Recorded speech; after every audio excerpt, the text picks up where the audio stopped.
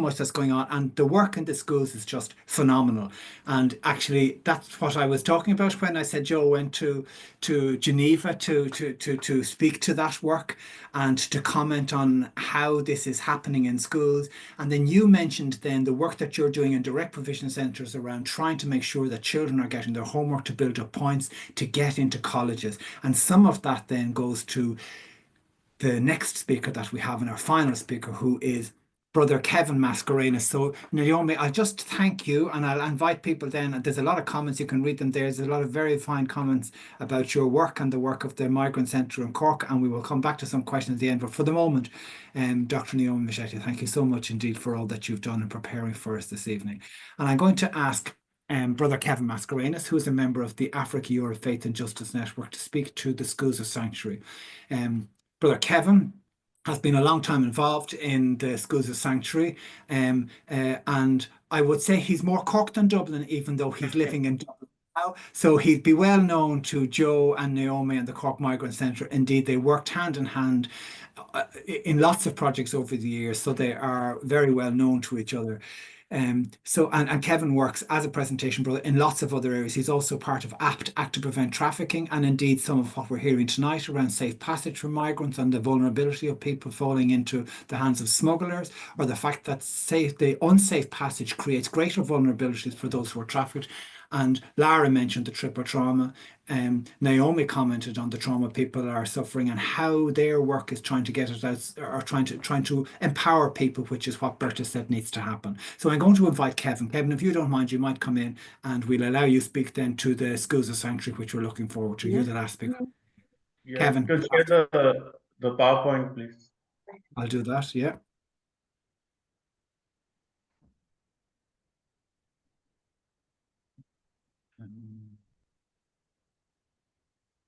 Can you see that? From the beginning, that's the end part. Yeah. Oh, is that the last slide? No, that's okay. If you go to All the right. next slide, yeah. Okay, yeah, there you go.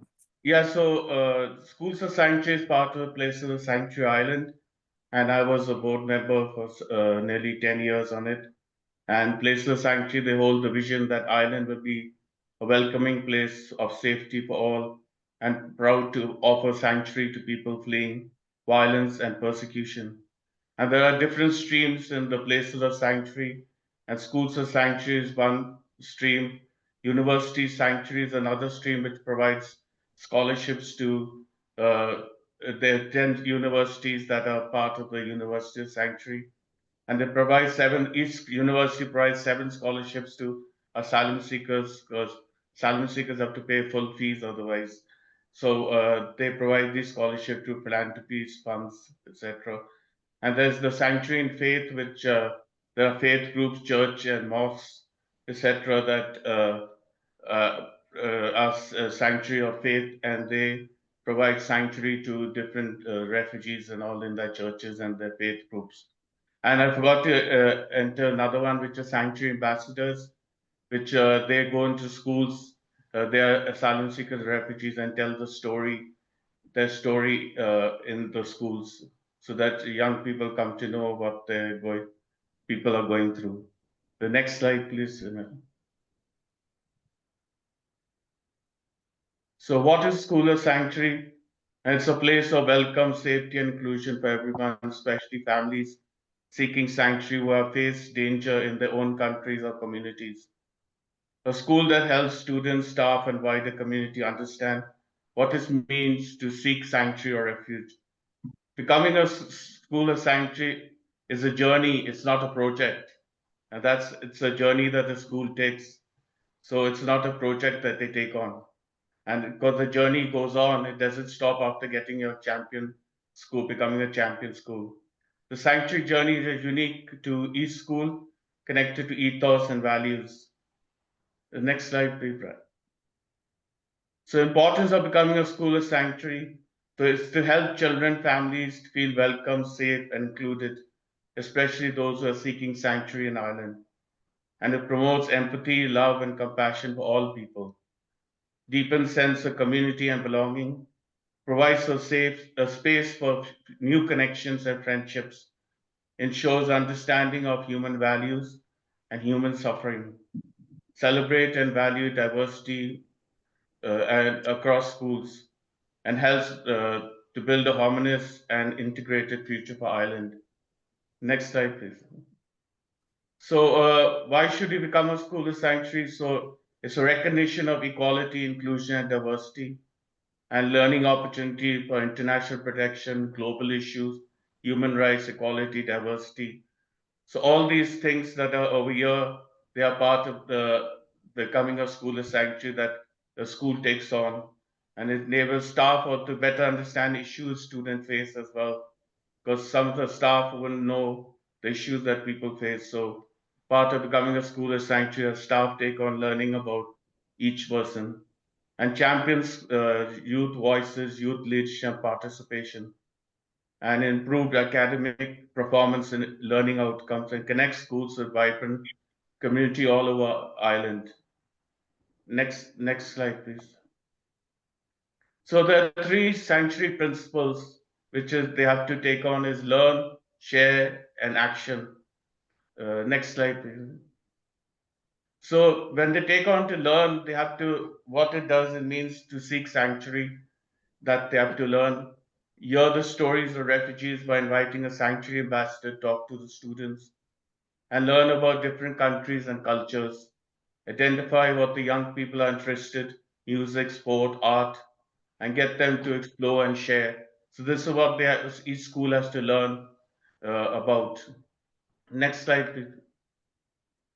So action is welcome in the fabric of school, entrance, canteen, library. So they have to portray welcome signs and other things to show that how they're welcoming young people and show solidarity with people from migrant and international protection backgrounds and make links with local community. So they have to make a link with the local community and also show solidarity and international protection backgrounds. Next slide, please. And then they have to share your story on becoming a school or sanctuary. They have shared with the parents, the guardians, the wider local community. If it's Wexford or if it's Watford, they have to share their stories with the wider community so that the wider community, because that's how you overcome this right wing thing that is going on, is by sharing stories, the positive stories that are going on. And tell other schools about schools of sanctuary, share your experience, and join the sanctuary network. Next slide, please. So how you get started is form a school of sanctuary committee. They have to form a committee, sanctuary committee, ensure that the whole school is informed and involved. So it's not only the principal or a few teachers involved, the whole school has to sign up to it. And it's not the parents even have to sign, the board of management has to sign up. So each one has to sign up to it before they can become a school of sanctuary. Then they have to share the charter and pledge form with each one, and they have to get each student to sign the pledge form and parents as well to sign the pledge form, and then start planning events and activities in the school. Next slide, please. So this is one of the things in the Kilrain National County Wexford School. These are some of the projects.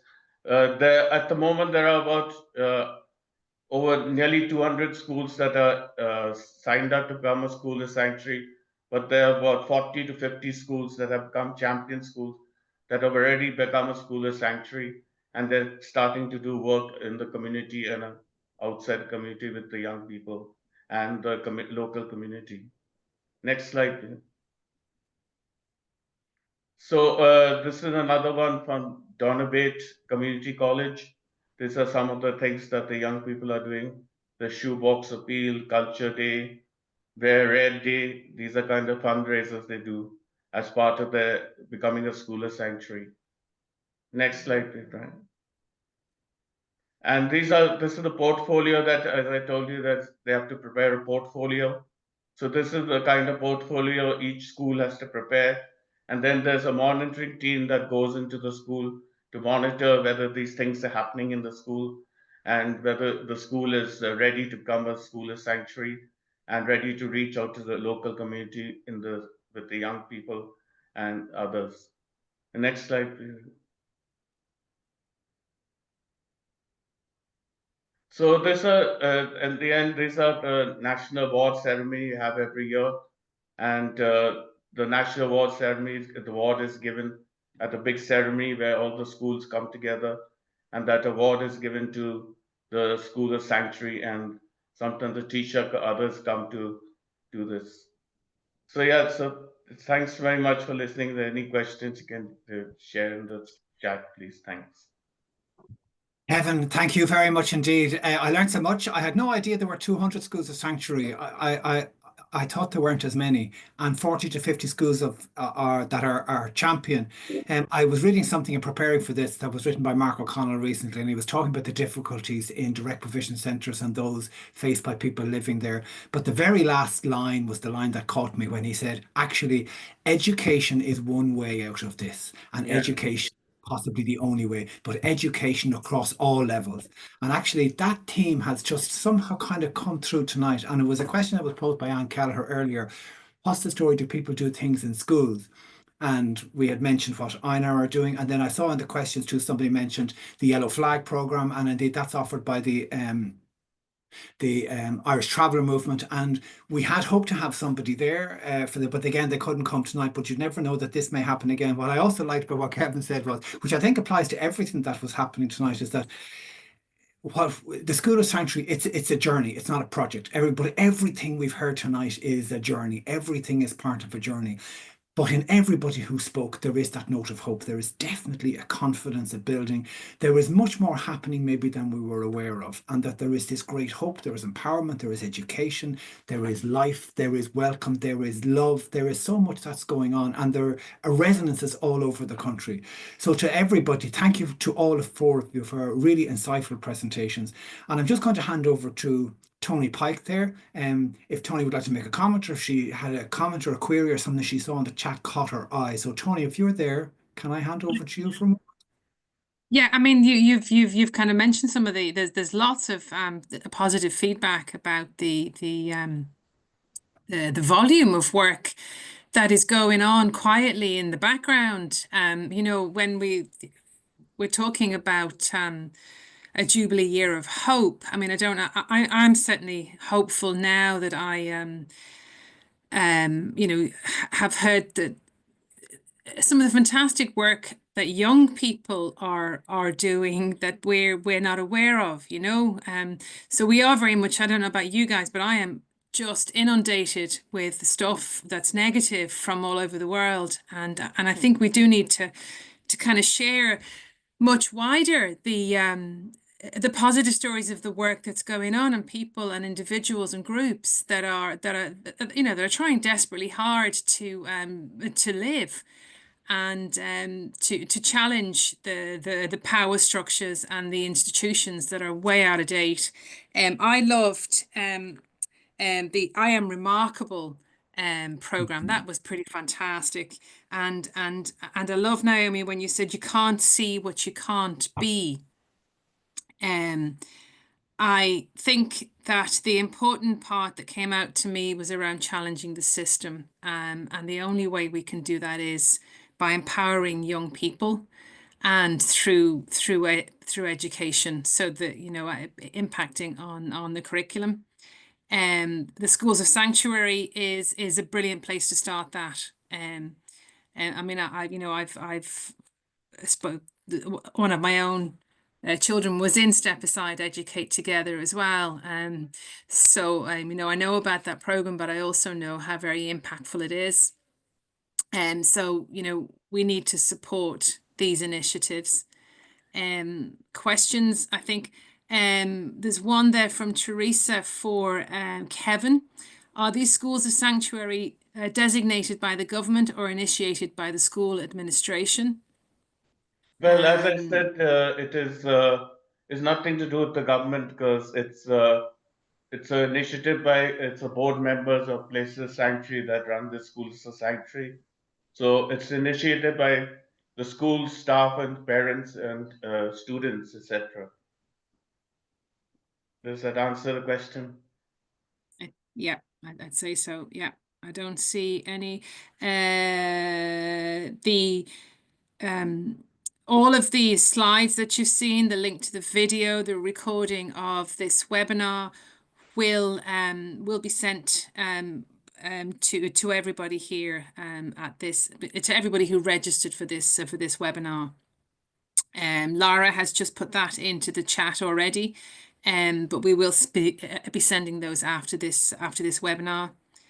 I don't see any more questions. No problem. I think that's Perfect. it. Yeah. Okay, Tony, thank you so much indeed for all of that. And just before we go, I just want to mention one thing. We sent out a mail shot literally just before we came online, just to bring to your attention a Justice Symposium that is happening in Marino College on the 5th of April for any of those that are interested. And quite a number of people that are here on this meeting here, I know, are already coming or are coming to speak. You will meet members from APT, from AEFJN, from the Schools of Sanctuary, and lots more. But it's around how do we do justice in a changing and a chaotic world where we're at? And this was something that was called for by a lot of the congregations, particularly those who were wondering how they might best respond to issues of justice when their work is very hard and perhaps they're not able to do as much as they used to do. So how perhaps we might individually or collectively address it. But we've sent it to everybody. So if you want to have a look, and if you thought that this was something for you or your congregation, 2 or 3 or 4, if they would like to book in, just click the register and go. We'll need to know by Friday. That's the only thing, because we'll have to confirm the space and all that kind of thing. So we leave that with you, and you can have a look at that in your own time. But just before we go, we're a little bit over time, and I do. Could I say one thing, Brian?